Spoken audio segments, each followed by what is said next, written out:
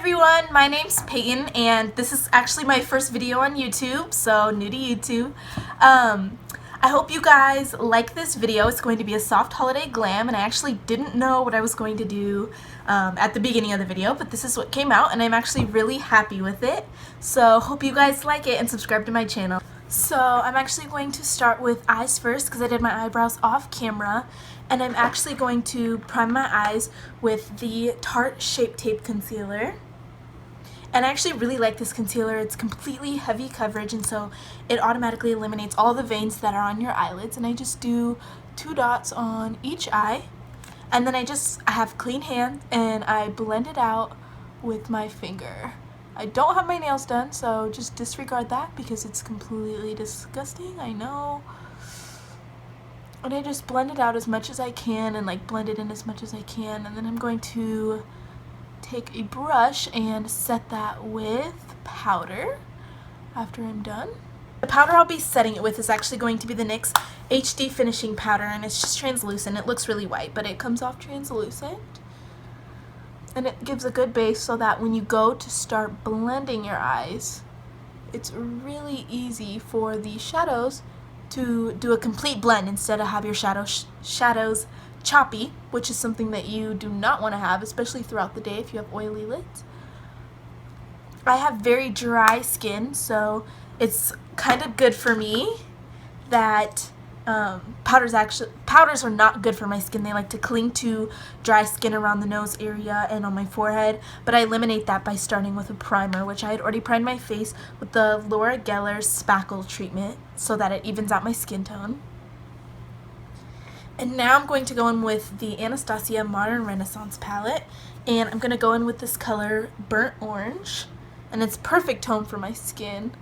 I'm just going for a nice easy look, so this will be perfect as a transition color in the crease. And the brush I'm using is a Morphe E23, and I blend these as best as possible. Since I'm filming, I go a little bit quicker as far as blending goes, but I always touch it up and I blend as much as I can so that I can have that seamless effect that every girl wants. Because if not, then you're those girls on Twitter who people are making fun of. And you can completely avoid that by watching YouTube videos. So my camera actually stopped working, but what I did was I then took red ochre from Anastasia and put it in the crease and also blended it on my outer corner. And since I wanted to do kind of a more simple look today for kind of like the holidays, and I plan on doing a bright red lip, I then took Primavera and did it all over the lid. I wetted a flat brush like this from BH Cosmetics, and I just dipped it in there and put it on my lid, and then I also took a little bit on my finger so the warmth of my hand could warm up the shadow and it would be more pigmented on my lid. Now I'm going to start on with the face. I also had cleaned up my eyeshadow, which you can't really tell because I did more of a easy eye tutorial, but I'm now going to go in with the Anastasia Stick Foundation in Golden, and I'm going to do that under my eyes and then 3 swipes down. Same on the other side, under my chin, on my lip, my nose area. And I have my nose pierced, so I kind of have to go around that, but it's easy. I've learned how to do it a lot easier. So once you look like you're about to go to war, you're going to take your damp beauty blender, which I had dampened earlier, and you're just going to blend it out. Now this foundation is a little bit harder to blend out, and normally I would use it with a brush. However, a lot of my brushes are dirty. My face brushes are dirty anyways. And make sure to blend down the neck. Gotta do the double chin to get the blend. And you're gonna blend it out on your chin.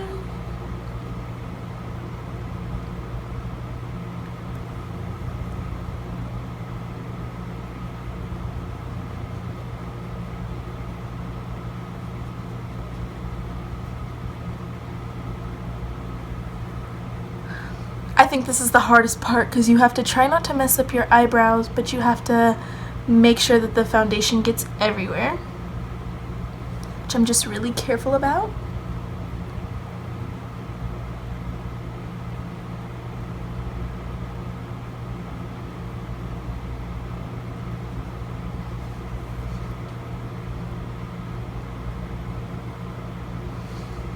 Normally I do 2 coats, but I've noticed that my skin is actually clearing up with the less amount of foundation I use, and that's the great thing with a stick, is you kind of control how much you're putting on your skin, which is really good, and it really helps me out, especially since I've been breaking out lately. Hormones, stress, finals, college, life. And then, like I used before, I'm going to use the Tarte Shape Tape Concealer to conceal under my eyes. I have really deep bags and my corrector is out, but good thing that this is a really heavy duty concealer, and it actually does a fantastic job of covering up my bags without having to use a color corrector underneath. So I just do a little triangle. I like to limit myself on how much concealer I do. If it's a more big event, then I'll use more. If it's less, then I'll use less. So, or if it's a small event, I'll use less. And then I like to go in and do some dots on my chin, a dot on the tip of my nose. I don't like to go up the bridge of my nose because my nose is already really big. I will contour my nose, but as far as highlighting and concealing, I don't like to go in with concealer there. Then I'll take the other end of my Real Technique sponge that has been dampened, like I said before, and I'll just pat this out, making sure that I get every corner. And I kind of bring it down a little bit farther down so that my face is a little bit elongated. I love to cut my eyeshadow as well.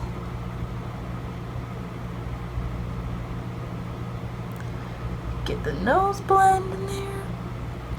Make sure my chin, and it looks a lot wider, but my powder will cover it up and it will look good. I always make completely ugly faces when doing this, but that's the life of a makeup artist. Soon I'll get the technique of not looking ugly, putting on makeup, if that's even possible. And then blend out my forehead.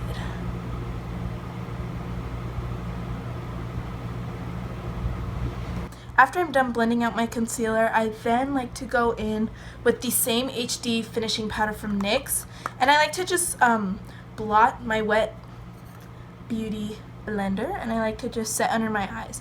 I don't like to bake because I feel as if that just cakes up, and I have really bad wrinkles under my eyes, so it just kind of sets into those wrinkles, and depending on the day it'll do that either way, whether or not I bake or not.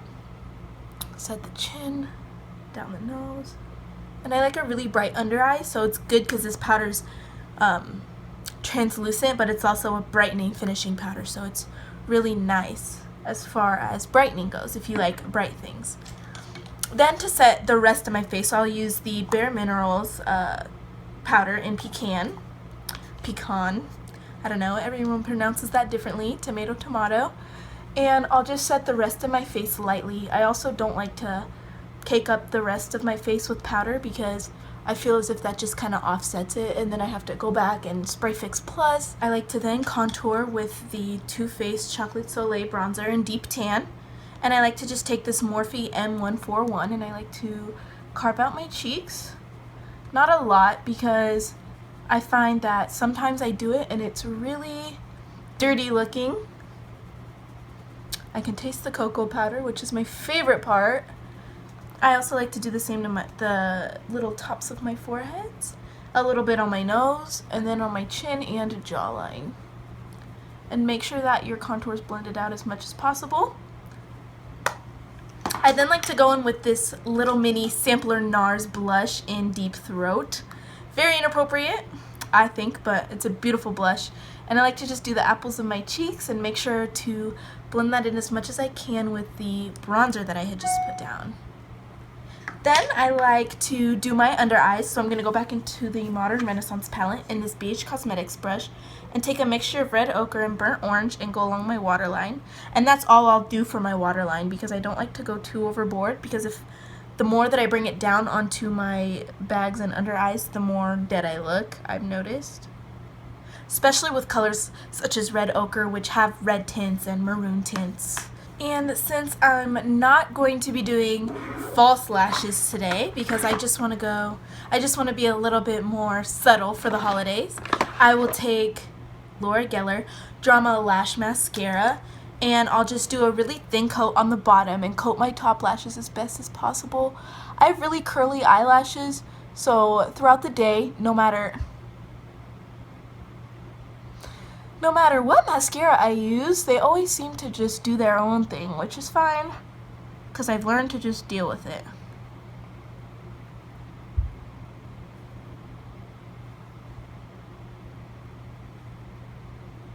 And then once again, just coat the top lashes as best as possible.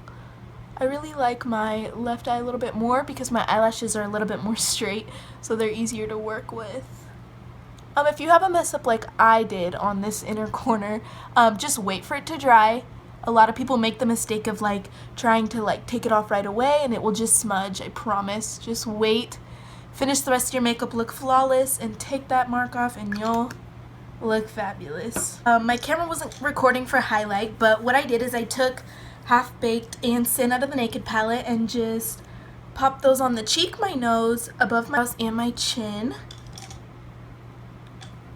And then for my lips, I took the Laura Geller Cherry Punch Crayon and did one layer of that, and then I topped it off with the NYX Soft Matte Lip Cream so that it's matte and the whole night it stays on. So I hope you guys liked my soft holiday glam. I'll be uploading videos more, so subscribe to my channel, and I hope to see you guys later. Bye!